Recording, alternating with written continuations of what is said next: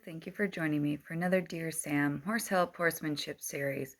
This week, what I wanted to talk about is the trouble with training practices that are creating unwanted responses in the horse.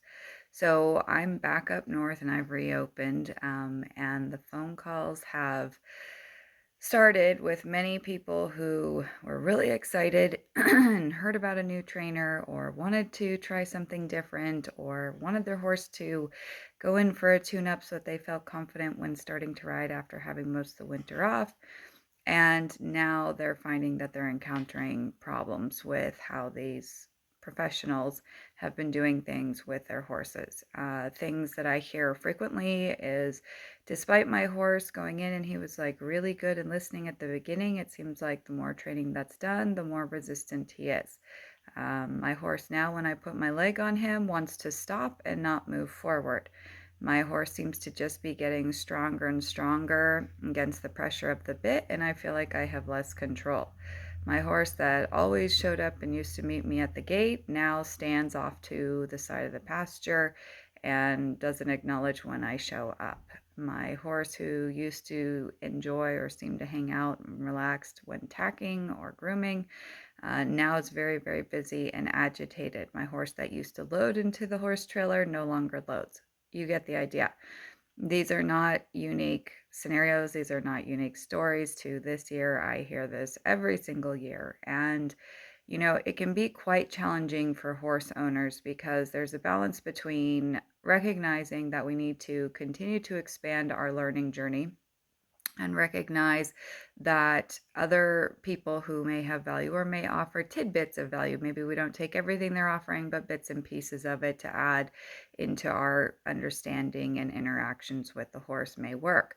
But there's also needs to be a balance between trusting, I'm going to say, the voice in your head or your gut instinct to when you start to see reflections in your horse's mental, emotional, and physical state that make you kind of stop and pause and start to question what's being done, how it's being done, why it's being done, and what value does it have to the horse. And those four questions, I find, one, make the horse owner very uncomfortable to think about and have to ask, and also I find for a lot of trainers that have a very rigid method, step one, two, three sort of program, one size fits all, like all the horses go through the same program in the same way, irrelevant of where that horse is mentally, emotionally, physically, what their education is, all that sort of stuff.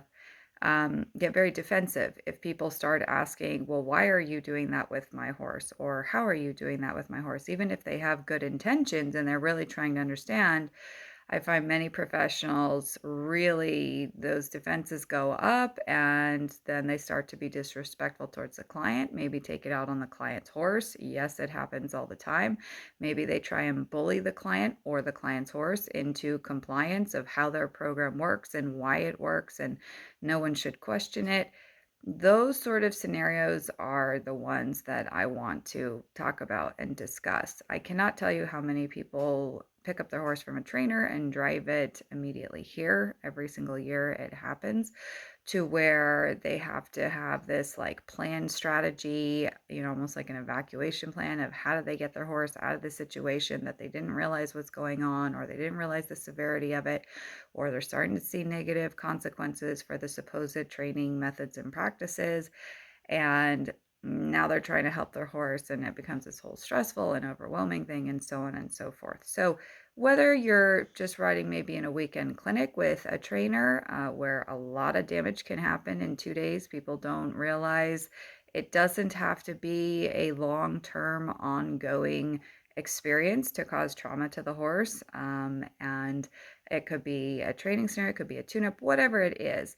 That although we want to be available to learning and we need to recognize that there is so much, however much you think you understand, there's probably a whole lot more that is out there to understand and to practice refining in your own recognition of horse behavior, horse communication, refining your communication, why you're doing what you're doing, how you're doing, when you're doing it, noticing the horse's feedback. There's so many things that we can keep, refining on the ongoing horsemanship journey.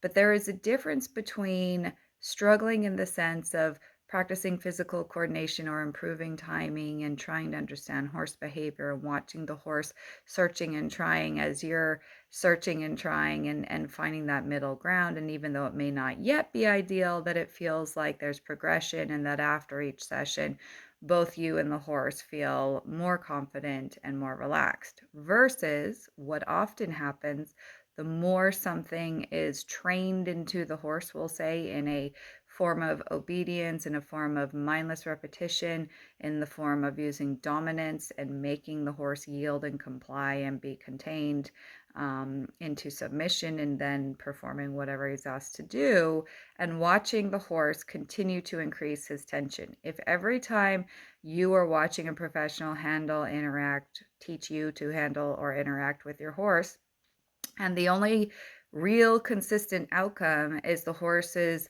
increasing mental defensiveness, meaning he might be trying to avoid by literally looking away from anything that he might be doing.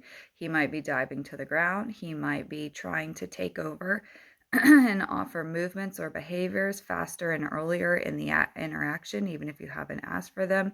If it looks like his physical tension is constantly increasing, the more you ask of him, the more that you do of him, the more you repeat things with him, or you watch someone do those things, repetitively, and you're watching from the sidelines and you're just seeing the horse's hocks getting locked up. You're seeing the movement and the steps getting very short, very choppy, very fast, very fleeing.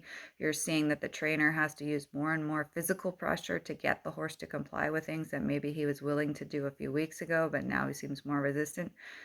All of these things are indications that the way in which things are being presented to the horse are not only not having value to them, but they're teaching the horse fear, defensiveness, and unwanted responses. And those unwanted responses may start off in forms that you may feel like you could contain, or the trainer may seem like they can contain, but eventually it's not a matter of if, it's a matter of when. If things are continued to be presented in the same way that's causing that horse to become defensive, you will get hurt. And this is something that people don't want to believe. They want to be hopeful. Maybe they're friends with their trainer. This is one I hear a lot, but we've become such good friends and I don't want to hurt my trainer's feelings, even though I'm not quite sure of how or why they're doing things with my horse, or I don't really agree with how they're doing things with my horse. Your horse trainer is not your friend. Their first and foremost job is to help you and your horse in a professional sense. So if that interaction has crossed over into friendship, I'm going to warn you that if anything comes up in the future, you're going to probably stay longer and do more harm to your horse than if you had no, we'll say, personal friendship with the trainer and you were able to see things black and white and go, wow, this isn't working for my horse. I need to make a change. I cannot tell you how many horses have long-term trauma from training practices. And honestly, the bigger the name, the more corporations back them, the more it's a one size fits all, the more the video or the book or the latest whatever piece of equipment is going to teach you how to fix it all, the bigger the red flag, because that is not realistic as far as in teaching long-term quality interactions between you and your horse that increases trust, try, and willingness. I'd love to hear your thoughts. Thank you for joining me.